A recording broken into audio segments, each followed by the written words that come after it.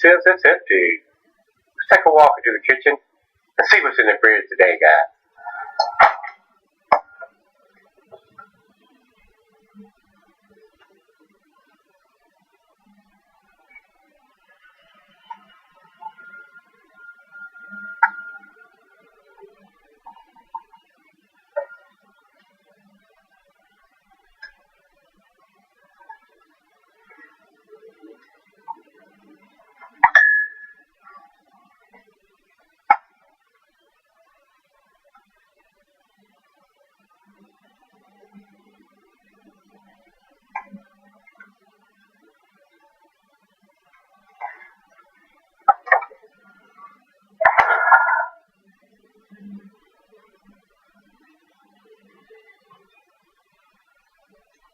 Hey everybody, thanks for stopping by Gregsbeerreviews today.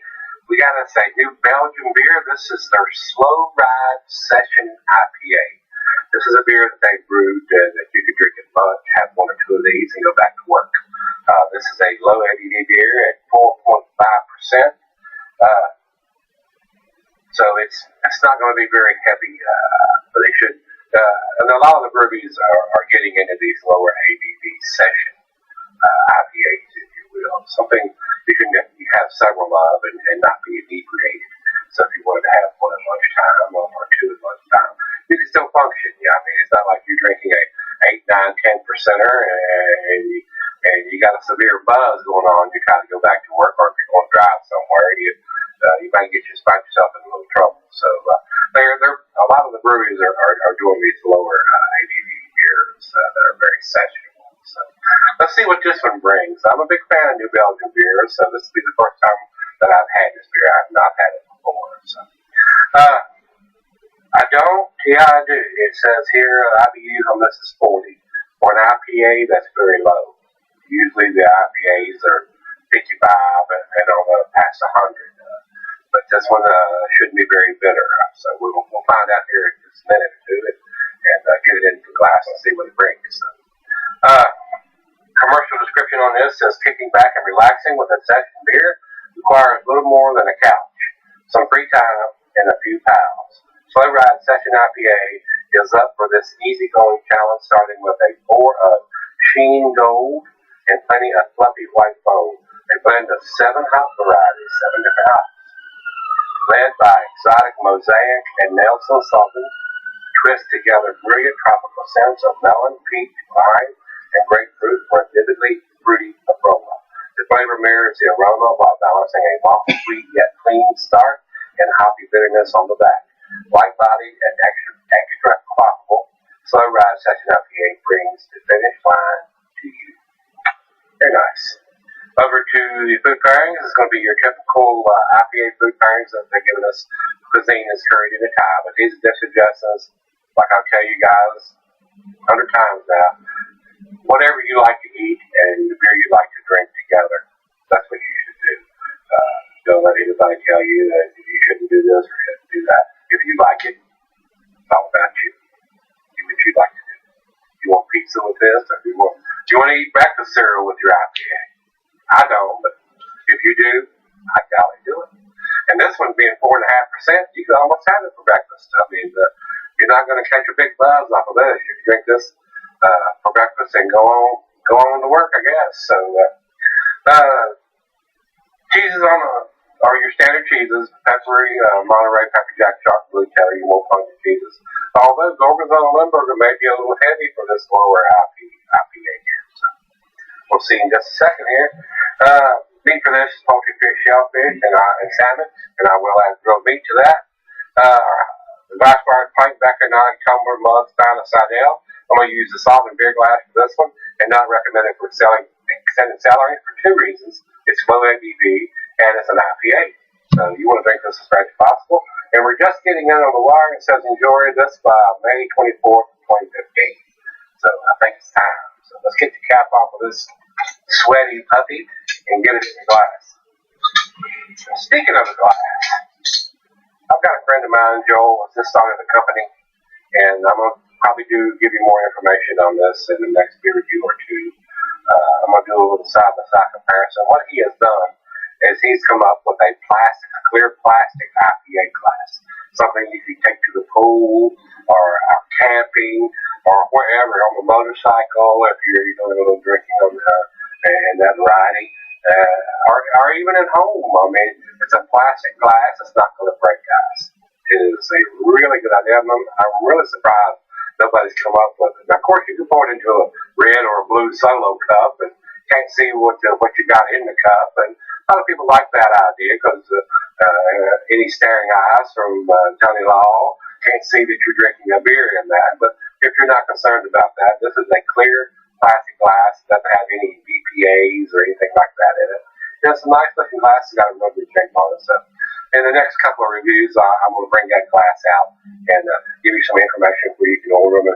You get 4 of them for like $15 and the shipping's included. So you can't beat that, guys. Let's get this one into the glass.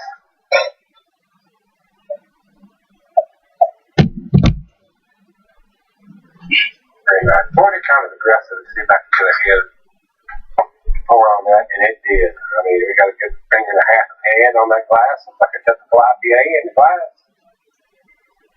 It's a nice golden color, a little darker than a macro lager golden, but still a very light colored beer.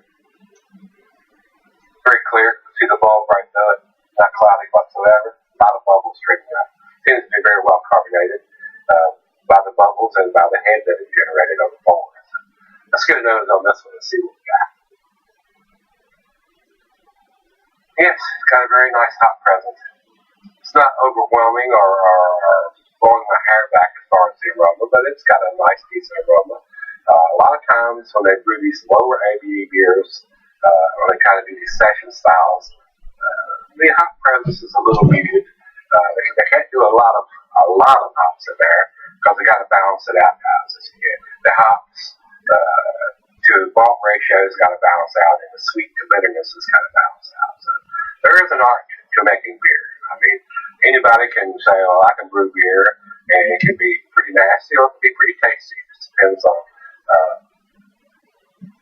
depends on what they're using to brew their beer as far as the malt and getting that correct balance and between the malt and the hops and the correct balance between the sweetness and the bitterness. It takes a little bit. When I first started doing it, they weren't as good as what they are now. I mean, it's like everything else, guys. The more you do, the better you get at it. So let's give this a taste. It's very citrusy. I'm getting the grapefruit. Maybe a little lemon zest in there. Smells pretty good. Cheers.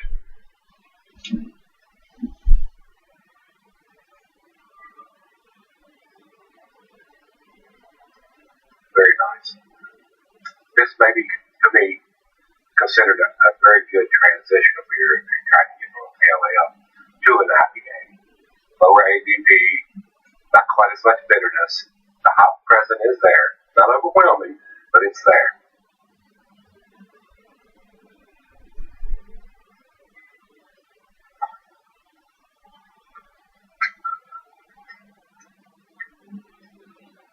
I'm not going to come out and tell you this is outstanding, best thing for sliced bread, or any of that kind of stuff, but it tastes very decent. A very nice offering from New Belgium for a session IPA.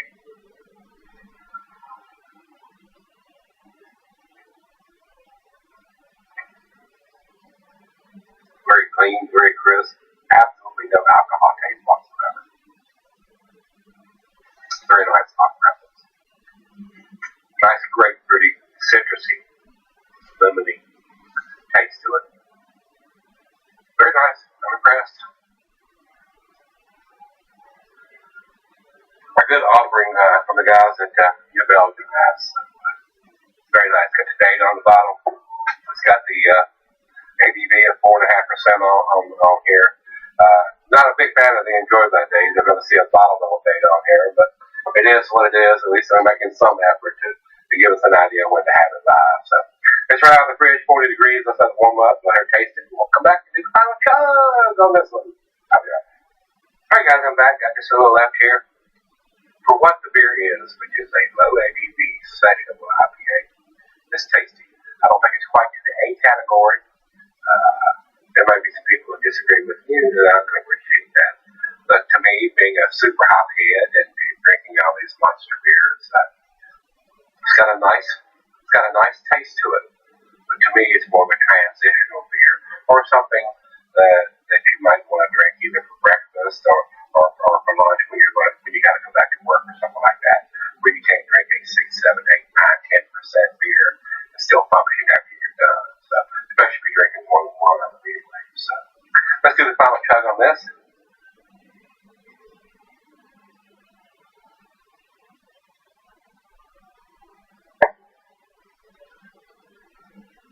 To me, it seems a little thin and a little watery, but that's what it is. I mean, it's 4.5%. Just enough taste to let you know that it's an IPA.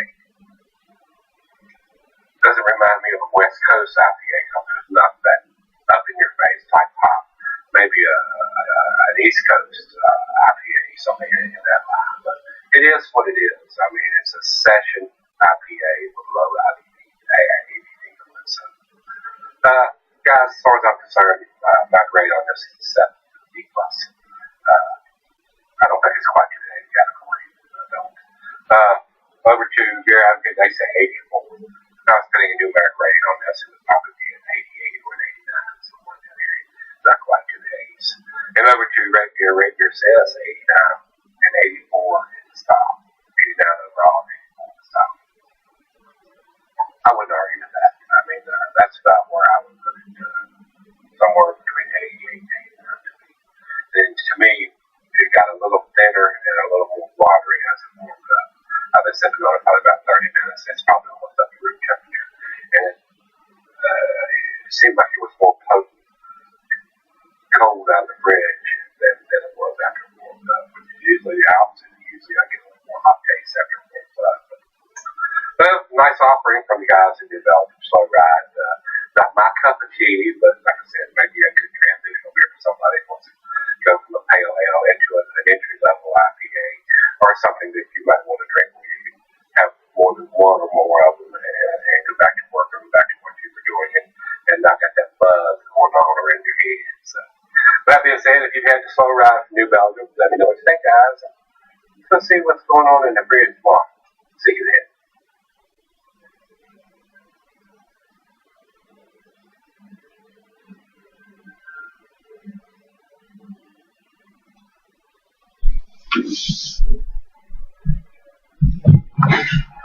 Hey guys, thanks for stopping by Gregsbeerreviews today.